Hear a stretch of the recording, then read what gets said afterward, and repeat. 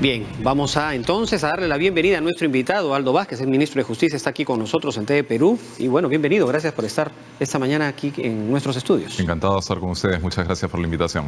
Nos interesa conocer sus puntos de vista respecto de lo que de un momento a otro ha terminado llamando la atención, en realidad, que tiene que ver con una presentación de una lista de candidatos, de 11 candidatos, como nuevos integrantes, futuros integrantes del Tribunal Constitucional, y este proceso que se está llevando a gran velocidad, en realidad, en el Congreso de la República. ¿Qué opina al respecto?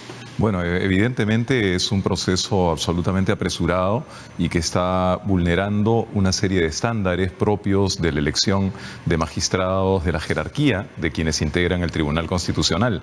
Como sabemos, recién se ha constituido la comisión para acoger propuestas. Esto ocurrió el 13 de este mes y el 30 se pretende hacer la elección. Se sabe también que inicialmente se conformó un listado de unas 14 candidaturas que se han reducido a 11 porque algunos ya han declinado ante el apresuramiento con el que se está procediendo. Esto evidentemente no encuentra justificación alguna. El Tribunal Constitucional, como lo entiende perfectamente la ciudadanía, está en el vértice, en el punto más alto del sistema de administración de justicia.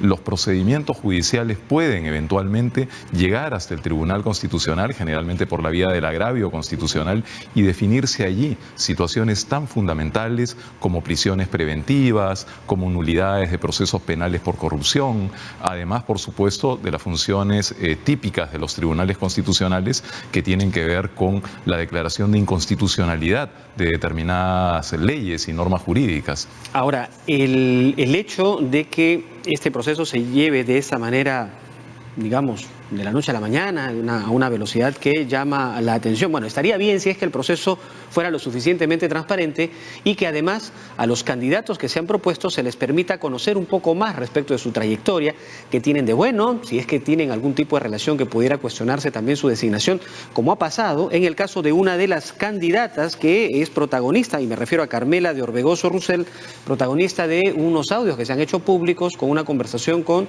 César Inostroza. Todos sabemos quién es ese personaje. Entonces, eso debería más bien obligarla a dar un paso al costado a esta propuesta. ¿Usted qué opina al respecto? Sí, yo lo que creo es que la falta de transparencia con la que se está llevando este proceso, por supuesto que provoca situaciones de esta índole. A nivel internacional hoy día no es aceptable en modo alguno que se pueda designar magistrados de semejante jerarquía a través de procedimientos oscuros, de procedimientos interesados políticamente. Existe una relatoría especial de Naciones Unidas para temas de independencia de la justicia, y en más de una ocasión esta relatoría se ha pronunciado en varios países, sobre todo en Centroamérica, sobre la necesidad de cumplir determinados estándares en la designación de altos magistrados de los estados. Y el Perú está comprometido, además, porque es signatario de una serie O sea que eso significa que si se da este proceso y termina siendo cuestionado en su procedimiento, el Perú podría recurrir a estos organismos internacionales para pedir la observancia hasta la nulidad de este proceso de selección. ¿Eso cabe? Sí, no solo eso, sino que entiendo que ya se están activando procedimientos de esa índole.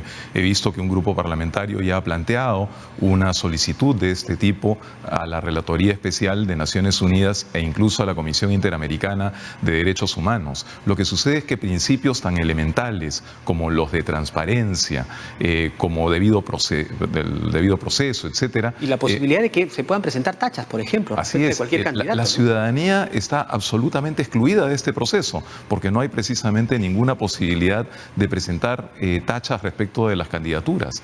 Es evidente que no hay tampoco un consenso en relación a los nombres que se han presentado, y eso no descalifica, por cierto, todos los nombres. Estoy seguro, y de hecho conozco a más de una persona que tendría en otro contexto, sin duda alguna, los méritos suficientes. Se están produciendo también invocaciones de los profesores de Derecho, de Derecho Constitucional. Ayer se ha hecho público un comunicado de un grupo de jueces también al respecto, así es, ¿no? De así magistrados. es. La Asamblea Nacional de Gobiernos Regionales también ha tenido un pronunciamiento muy claro anoche pidiendo que se detenga este procedimiento. Y no es que el Congreso de la República no tenga competencia para elegir a los magistrados del Tribunal Constitucional. Está claro que desde el punto de vista constitucional el Congreso tiene un mandato en ese sentido. Lo que no es posible es apresurar los procedimientos de un modo tal que esta designación se produzca de un modo oscuro, porque eso le resta legitimidad al proceso. Y no solo le resta legitimidad a este proceso, sino que además el propio mandato de eventuales magistrados elegidos bajo esos mecanismos, por supuesto que mina gravemente su credibilidad, y con eso se afecta severamente la independencia del sistema de justicia, que es por supuesto un principio fundamental en todo Estado de Derecho. Ahora, lo que se supone, y creo que todos los peruanos esperamos, es que la administración de la justicia sea apolítica, que esté totalmente apartada de los intereses políticos del poder del Estado, tanto del Ejecutivo como del Legislativo, ¿no? Sin embargo, por la modalidad de cómo se eligen o cómo se proponen a los candidatos, pareciera, y no es la primera vez, ya se ha visto en casos anteriores, que termina siendo una especie de repartija, ¿no? Que cada partido político presenta a sus candidatos más cercanos a cada uno de ellos, un poco para tratar de tener algún tipo de beneficio probablemente en sus posteriores decisiones. Eso termina siendo parte de lo que la ciudadanía cuestiona.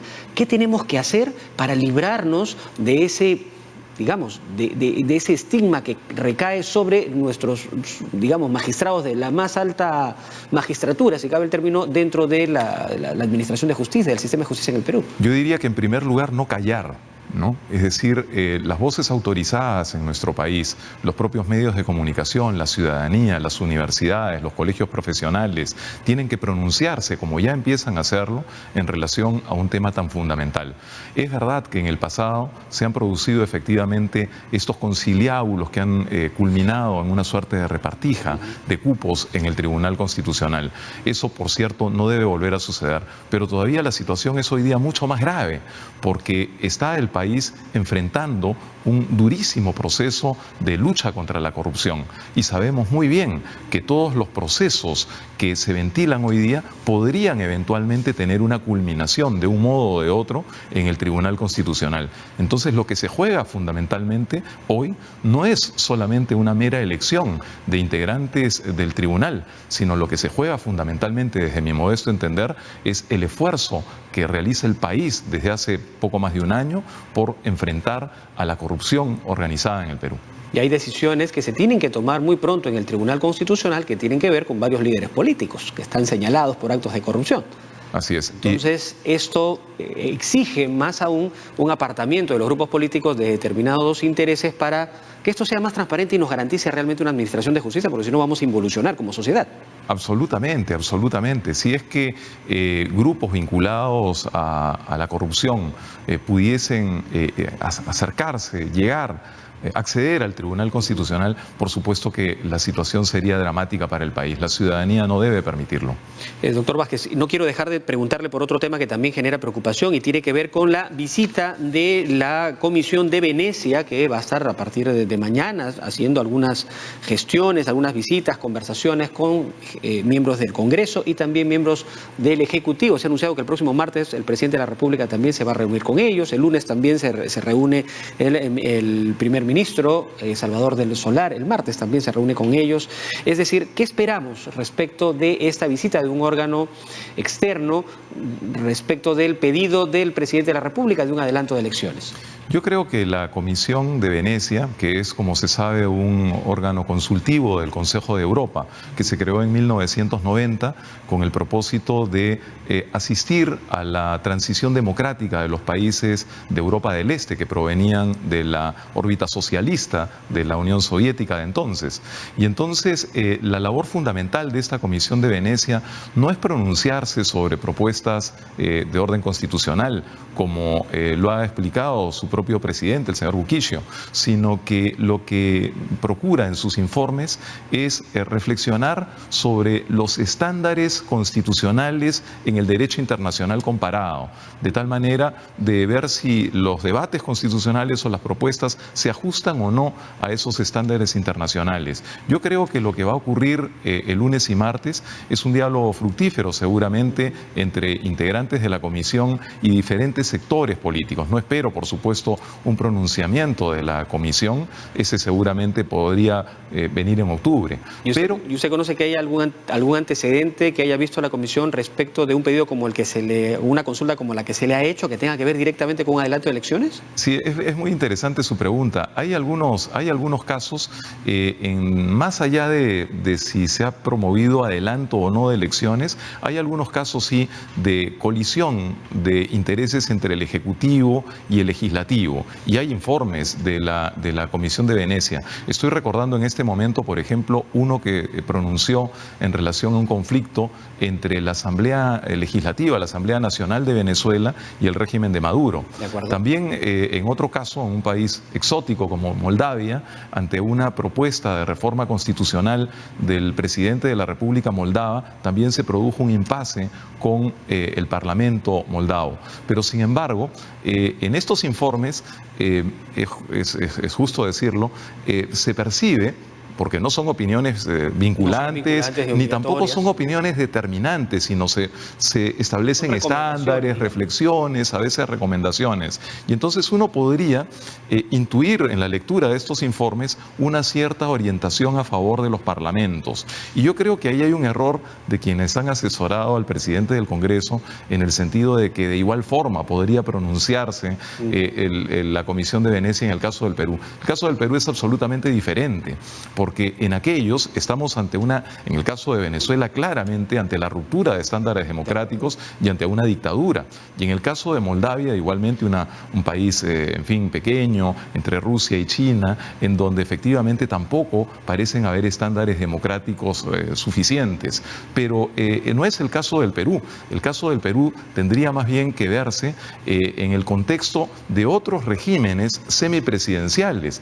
No es el caso, por ejemplo, de Moldavia, que es un régimen parlamentario. Y eso entonces podría tener un resultado distinto de lo que posiblemente se esté esperando en el Congreso de la República. Yo creo que sí. Yo creo que efectivamente la Comisión de Venecia podría pronunciarse en el sentido de la legitimidad de la propuesta constitucional del presidente de la República, a partir precisamente de estándares constitucionales que corresponden a modelos semipresidenciales que guardan semejanzas con el caso del Perú. Pero el problema, en verdad, yo no lo veo tanto en la opinión que pueda dar la Comisión de Venecia, que además, como hemos dicho, no es ni siquiera una opinión vinculante, es decir, no obliga a los estados, sino que lo que se ha intentado y se intenta, evidentemente, es dilatar el proceso de toma de decisión en relación a la propuesta presidencial, lo cual llama poderosamente la atención, sí, porque al mismo tiempo que haya una mayor tensión respecto de esta relación de enfrentamiento casi entre el Ejecutivo y el Legislativo. Y al mismo tiempo que se sigue un ritmo tortuoso